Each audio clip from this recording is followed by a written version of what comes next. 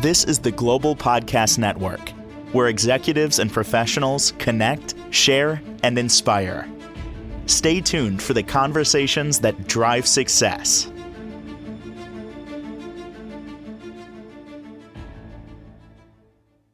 And welcome back, everybody. She's very unique in what she offers. Yes, she's intuitive. Yes, she harnesses the power of energy. She can help us in terms of supporting us in terms of that energy, but specifically, she's an intuitive artist.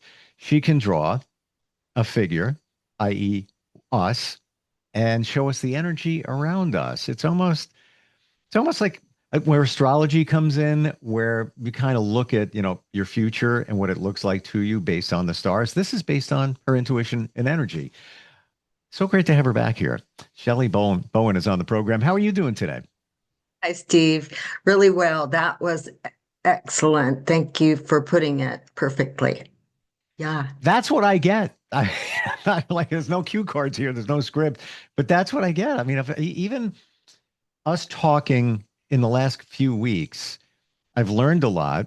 And in terms of even things you've told me energetically, I didn't reveal anything, and you picked up on certain things, and I validated it because I had to, not because we're here, because it was true. Uh, when you see somebody, do you always see their auric field? And just for anybody that's not plugged into all of this, what is the auric field? So the auric field is our energy field. It is who we are. And in fact, our spirit is bigger than the body. And so the aura is what we are. It is the more spiritual part of us. I'd like to point out that, yeah, we look at our scaffolding, the muscles and bones that hold the body together. But what if what we see as far as the bones, muscles, that isn't all of what we are? That isn't the summary of what we are. Mm-hmm. We really are much, much more than that. And we have these superpowers that run right up the middle of the body, and they spew out of the top of the head about 3 feet and then go out and around the body and down. There's a torus field. And so that takes it a little bit further, but it is the auric field. And in fact, if you've been in, art museums or cathedrals, that white light that shines over Jesus's head and shoulders, or any of the high spiritual leaders down through eons of time, artists have painted that auric field in with the light on top of the shoulders. That's the aura. Wow. And so many of us have seen that image that you're describing of the light coming down. And many times I hear when you do a meditation, somebody does one, or somebody's explaining this kind of thing, they tell you to visualize the white light from above. Is that what we're talking about here? That light, maybe that comes from source, whatever source, whatever you want it to be. We're not trying to sway anybody any way, religion or anything. That's not what we're talking about here, right? It's the energy. Exactly. And everything's energy, but there is this soul star and the earth star that never get brought up, and has been brought to my attention recently. But I use it in my circles. I talk about the hara and the soul star. So when we come up with our arms like this, we grab a hold of the energy just above our head and bring it over our heart chakra. Well, just above our head, right about there, is the soul star. That's a huge part of our energy field. That is the 2-lane highway, kind of an umbilical cord to heaven, God, and the angels, higher intelligence, pure unconditional love. And so we grab a hold of it when we're in my circle, and we bring it right over the heart chakra. It's moving the energy. So there is, like what you just said, when you've been into meditations, we call it the central alignment. And then just below our feet, there is a soul or a earth star. The energy of what we are, who we are, connects with earth and is made whole Actually, the physical part of us receives nourishment through the spirit and comes back up through the body again. I've never heard that before. It's really interesting, and top leaders have mentioned it lately. So the collective kind of, I believe, receives those that are in tune or meditate, do yoga, whatever, spiritual, pray, so on and so forth. I, I believe receive, our connect with the same station, like on a radio, and go through radio. No, I don't like that noise. Oop, I found the right one for me. And you're tuned in. You can receive a lot of good information. And the topic of the day, I feel, because that's what I picked up on last night, the central alignment. And so for you to bring up that white light above our heads, I thought, wow, he's been meditating again, because I see lavender around him again. But that is exactly what I went to sleep last night, receiving that kind of a little prompting. Remember the central alignment, that white, bright, heavenly light that comes down through the head. And what a better time of the year, Christmas, the star that the wise men followed, and we have this beautiful soul star above our heads. Well, yeah, things just come to me, and whatever comes, and it's funny that you should say, the analogy of tuning a radio station in. What is that? That is essentially a vibration from a radio tower, i.e. antenna, sending the signal to the radio receiver. It's vibrating a certain frequency to get there. And aren't we basically talking about energy here? Exactly. Really well put. People need to hear that, it gives them a picture in their mind's eye to kind of catch on and keep up with this terminology, because it kind of summarizes down to the simplicity of us tapping into a radio station, prayer, to the heart, to your heart, listening to your higher self, the third eye chakra. Well, is it true that many of us listen to the head and not the heart? And that's kind of where it goes wrong. Yes, well put. We have a monkey mind. And that monkey mind, so when you meditate, you practice at letting go, releasing, letting go, and only paying attention to your breath. And I like to ask people, what is your relationship with your breath? Like, we know that our breath gives us life. We get that. But do we realize that it's our friend, that by closing your eyes once a day, twice a day, and only paying attention to your very own best friend, your breath, you can release and let go of the world around you, the monkey mind, but you can also tap into the higher intelligence of yourself, release and let go of that jibber jabber and allow. And it's such a relaxing, good feeling. It's like a reset, actually. People don't realize that, and I get it. And times when I'm challenged, what do? And hold it and do it again and release it. But many of us, myself included, back in the day, you think, I'm just breathing anyway. What's the big deal? How is that even going to make a difference? But it does. Scientifically proven. It's like a reset button within us where we can refocus. We can, face adversity in those moments. But many of us, we just kind of push it off to the side. It's not going to work. That's not going to make a difference. So let me tell you, when people come into the shop, I have my room in the back where I paint people's portraits, but out front in with the crystals, I'm up front quite a bit. And every chance I get, I love to do this to people where I say, do you want to feel you, like your spirit, your energy? And they'll pause for a moment because it takes them a second to collect what that really means. But I get them to do this. And if you do it, would you do it with me, Steve? Absolutely. Go like this real quick. Go like this. Go like this, and then point one hand to the heavens, the other to the earth. I'm going to uncross my legs because I hear sometimes you can do that. That's a good idea too, but open and close your hands like this. And for those within the sound of our voice or can see us, it's an awesome feeling. Hmm. join in, but flip it. Now the opposite. Yeah. And open and close your hands and think to yourself, wake up, wake up, wake up, wake up. And then bring it back, get that friction going again. Hmm. And now I usually go like this because when people clap their hands in applause for one another, that's a good way to activate your hands. But now don't let your hands touch. See how close you can get them. And I call this opening and closing your door. Open and close the door, which is waking up your energy field. And then see if you can feel the tingling at the tips of the fingers, or a buoyancy like a magnet that pushes you away or pulls you in, or warmth in the palm of the hand. Definitely Any of warm. the above? Oh, Yes. oh yeah. And sort of, a little bit of pressure in between. Now, I'm going to say this. There are skeptics out there that will say, well, of course, you just rubbed your hands together. You created friction, so they're warmer. And when you put them together, of course, you're going to feel heat. Or they're going to say, well, you know what? Yeah, there's air in between them.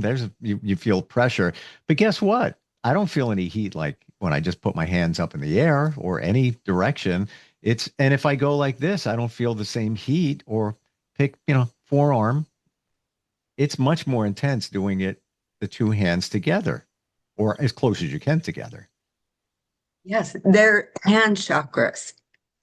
And so on the palm of the hands, we have an energy vortex that can release our energy field, that aura. Hmm. So what we just did, was that sort of cleansing, a reset button, same thing as the breath does? It is. That's a excellent way to, and usually I'll say, now take and put it by your ears and move the energy back and forth. It's a good way. It has an energy that's pouring out of your palms, electromagnetic energy that clears the area, that is pure, uplifting, a higher frequency. Hmm. You bring back a memory. I didn't, I wasn't very connected to my father, but I will never forget when I was a kid, the three things he told me. Three things. And it wasn't like he was very spiritual, as far as I know. They were: breathe, learn how to read, learn how to dance. And I always kept that with me. Still don't know how to dance like that. Um, but certainly the breathe thing. And I have to say he was right.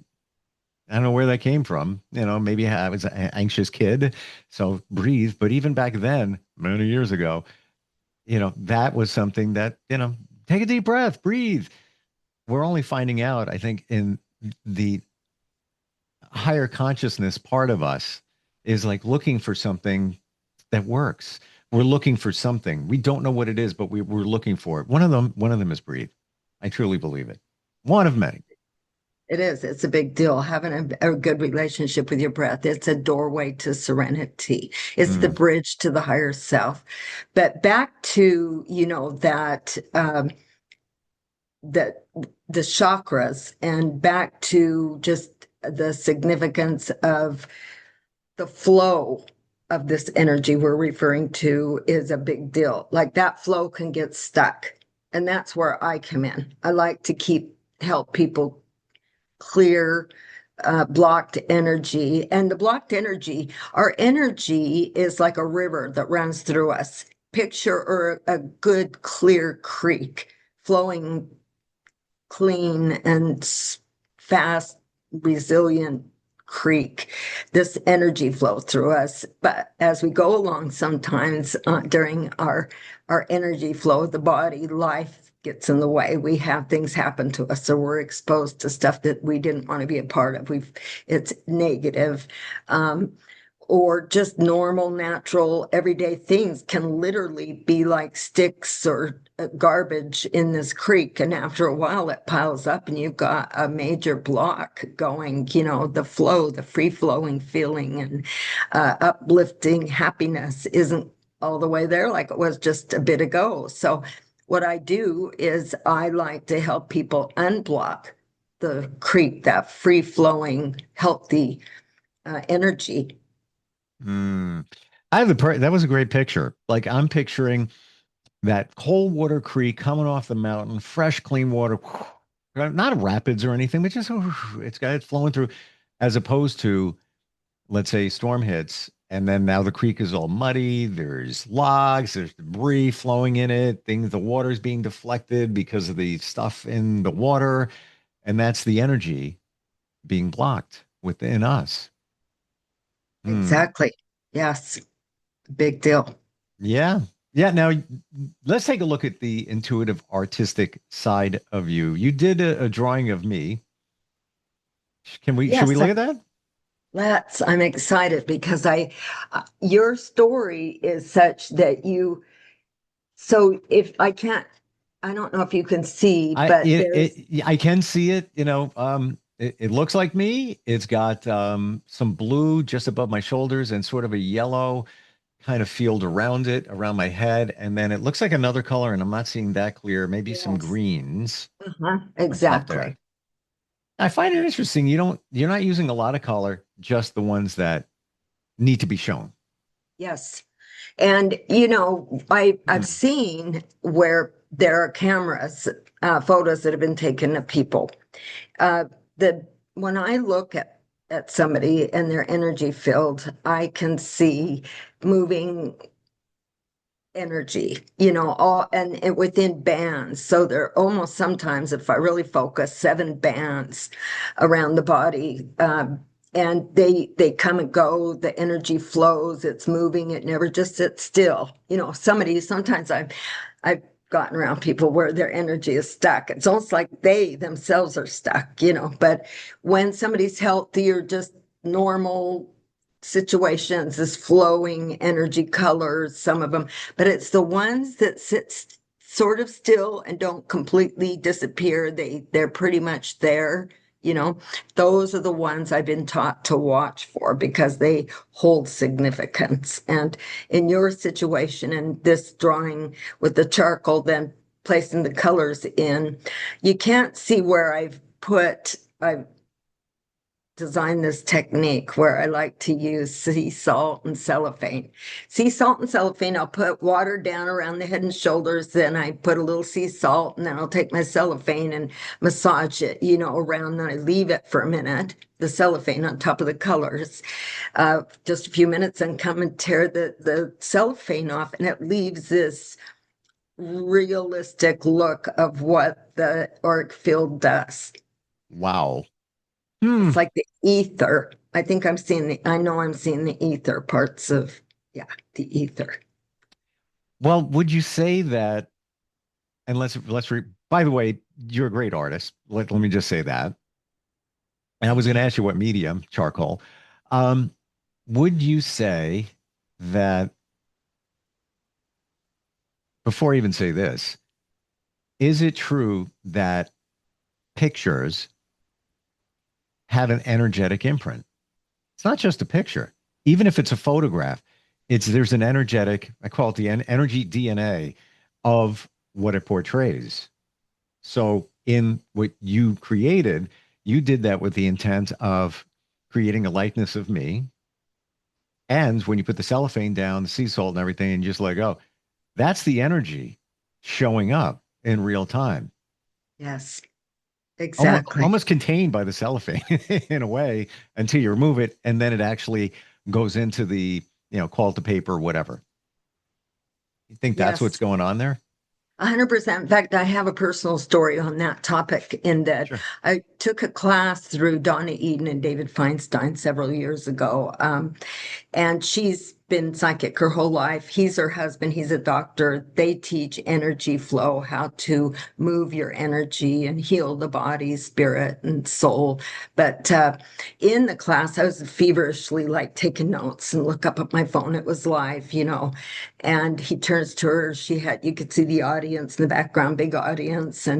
But he turns to her and says, "Tell him about that one color that doesn't fade, the life path color." She stopped in the middle of talking about energy and said, "Yeah, in your auric field, there is a color that is your life path color that doesn't fade." And I stopped. I was taking notes. I thought, did they just say there's a specific color? And when I looked up at her, there was this foam green around her head and shoulders. And at the time, I didn't know about the crystal pistachio, but there's a crystal. Shortly after this, uh, I took the course and got my certification through learning to read the energy field that these world-renowned leaders, best booksellers, these people very respected, is why I was putting forth that extra energy to take their course. But yeah, in this class, back up real quick, after this, that particular time, I went back to the recordings of them, just, to check, recheck. You're always being tested. So I was trying to learn. Mhm. And as I turned on the picture of her, just the recording, there it was again, this pistachio green, this foam green. And I thought, what in the world? It's still there, even though this is a picture. So first off, to validate your point in that, yes, it is there. Rather, picture's been taken, whatever else is going on type thing. It's the color that doesn't fade, because they all fade. Your emotions show up in your field. People might not be able to see it, but I've ran into many, many people say, I feel what someone else feels sometimes. Or I walk into a room and think, whoa, what went on here before I got here? Or I walk into a situation where it's uplifting. I feel it, I want to be. So that's the aura. That's the Mm. energy. Hmm. The predominant one. Yes. Is it sort of like the life path number? If you take all the letters in your name and it corresponds to a number, add it up, blah, blah, blah, that's your life path number. That is significant. You're it's your name. You're stuck with it. That's it. There's no changing it, And it sounds like this is like the predominant color, the life path color that we Yes. are, that we Yes. are. So I, in your drawing of me, what would be the predominant? Was that the blue around my shoulders? Was it the yellow above or what? It's very interesting because just before we're born, we pick each incarnation, we pick two chakras. One chakra we pick to be strong. And because we want that particular part of our personality, we knew we'd need to be strong there in order to have all the fun things we want to try out and be a part of. But then we also pick a chakra that's weak because we want to evolve that particular part of our personality. And the universe sets up situations with energy, people, places, and things that not trip us up, but challenge us in those categories of that particular chakra that we picked to be weak, because we knew through challenges we would be made stronger in that category. But we Mm. also, because of our body and many other attributes, we also carry a frequency we share with a crystal. And so that heals us. That's the earth part of us that's healing. We can give that frequency out to those that were around. They pick up on it. They'll say, oh, whenever I'm with you, I feel this and this. I like that, or whatever. That's that energy. But yours, in your situation, in the colors, the blue on top of your shoulders is your throat chakra. And it is radiating out. Now, when we get a little bit older, young people, it fluctuates with, the way the color shows up around the person. But yours looks strong. It's around, it sits on top of your shoulders. It shows there on your shoulders because sometimes you feel like you can feel the weight of the world. And it ties into your throat chakra because you really do have a gift there. That is a gift from the gods, I would say, and your way to communicate and the spiritual promptings you have to pull the better out of things verbally, through sound. It's really a big deal. And then, but it's what I said is that your throat is being challenged, though, because through your life from the beginning, if you recall, you've been in situations where you were not made to, but you felt like I better not say anything. I shouldn't say that, even as a kid. But Even as a kid. yeah, Yeah. yeah. Well, you wanted to strengthen your throat chakra. So it's weak. That was the one that you set up your throat chakra. But the super smart thing that you did was you picked your solar plexus to be the strong one. And that's the yellow around your head. The yellow around your head is symbolic, is just the energy. The color is the solar plexus, which is where we hold power. It's right there by the hara, in martial arts. For those that are listening, they'll know, oh, hara. It's powerful, it's personal power. And so that is your strong one. And that's what helps you be resilient in lots of situations. But then just above you, I could see the green, and that is your malachite frequency, the crystal. Like I mentioned, Donna Eden with the pistachio green, that's a crystal. That's strong spiritual I don't frequency. know if you said malachite last time we got together. We did. I Okay. did. I started searching to buy them. I'm not even kidding. And you never know who you're going to find online. So I was just checking reviews and everything because I want to make sure it's legit. Um, on my radar, and it's on a post-it note right over there. Um, wow. Um, what about third eye? Somebody told me that my third eye isn't strong, but they said I make up for it in another chakra. I don't recall what other it could have been the solar plexus. Yeah. Yeah, absolutely. But see, I keep saying I see that. So the third eye, now picture the third eye chakra is right here. And then your crown chakra sits right about here. Looks like a crown that a king or a queen would wear, but it's that, like I say, two-lane highway. That's where I see the lavender. Absolutely. It's very strong around you. It's predominantly on your right side, but it comes across up and over. And this one kind of fades in and out. It moves, it's moving. But that is the part where we would tap into, I would say. I don't know, I wasn't there and heard the conversation, but if I was to insert an opinion that you are even you're tapping into a higher frequency than the third eye chakra, and that is the crown chakra. That's where you get your downloads. That's where you mentioned what about the white light when we first started our conversation that you've heard or been aware of when people bring it up, that central line of light. You were right. It's a And big deal. and let me say what I'm referring to, the person that told me they do Reiki. And this is the thing though. This was years ago. This was, at least 2 years ago. I'm not the same person I was 2 years ago in terms of understanding this, sharing it, and all of that. So that things could have changed since then, but I'll never forget. She said, "Yeah, your third eye's mucked up a little bit. I cleared it out a little bit, but you make up for it with another chakra."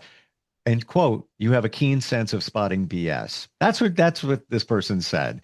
And that's, you make up for the handicap of the third eye with this other chakra. Again, I don't remember. Could just be the solar plexus, as you're saying. And I think it might have been. I don't know. Can't remember. Yeah, Mm. it makes sense, whoever it was that you were talking to, because you're very intuitive as well. Much of our conversations, you're quick to the draw with something I was hoping we would bring up. It is kind of on the common sense topics, but not really. You come in with stuff that's normal people don't talk about, and that I was thinking about. And so I feel like that ties back into your profession, what you've chosen and knew you wanted to partake in once on Earth. That all Mm. ties itself together, But I remember as a child, or not child, young adult, being in a church and having somebody get up to bear their testimony, and the pastor was playing their guitar, and singing the spiritual words. I couldn't believe the words in the song and pulling on the heartstrings. But all of a sudden, these white, bright lights. Now, the white light can take right over. And that's when I believe angels come in. We have our angels, but whoa, just this white takes over the color. You can't see the color. And I leaned to my mother and said, sometimes next to never, she was a police officer. We didn't go to church, but this was a rare time that we were together in a church. And I said, I can see a bright light around those people up there singing and talking. So bright, I've got to turn away. And she said, really? I said, yeah. And she says, me too. Mm. So we never really talked about it after that because, like I say, she was in law enforcement, and I don't know, they didn't. Yeah, it's black and white, if you will, and I know some people that are very scientific, so they're not going to accept certain things. But how many of us might even be seeing that, not in church, can be anywhere, and think, there's a haze around my eyes. I don't know what that is today. It must be the reflection of the light. No, maybe it's not. How do we connect with you? Now you can spot somebody's aura, do it in art, direct somebody in terms of energy and chakras and virtually too. What's the best way to find you, Shelli? I also like to teach techniques. I can do that over the phone or in person. Teach techniques so that you have these skills the rest of your life to clear out those blocked energies or to lift up your frequency, to be tapped in better. You can reach me texting me through 435-327-1197. That you can't call me, but set up an appointment or go to Chakra Shelli Heals. That's CHAKRASHELLIHEALS.com, or Facebook on Shelli Bowen. And yeah, let's take advantage of this. I Yeah. not only get It, paid it, the it, portrait, but show you some skills. and it can change your life and help you see certain things. Listen, in terms of my life path, final thought here on all of this, 15 years ago, I was in the process of working with somebody very intuitive, talking about chakras. I'm going to be fully honest. I wasn't really even sure what that was, but I was doing it. And it's almost as if the universe was grooming me even for today in this conversation, because now I know what they are and I know what they do, and I've kind of figured it all out. But things happen for a reason, and I believe that was part of the reason. I know it was, not I just know it was. Shelli, thank you for all the insight and what you do. I'm going to look deeper into the solar plexus and get back to you on that. It's just so I can better understand. I I'll appreciate look it. forward to it. Appreciate you. Appreciate you too. Thanks for being here today. Thank you, Steve. Thanks. We'll be right back. This is the Global Podcast Network, where executives and professionals connect, share, and inspire. Stay tuned for the conversations that drive success.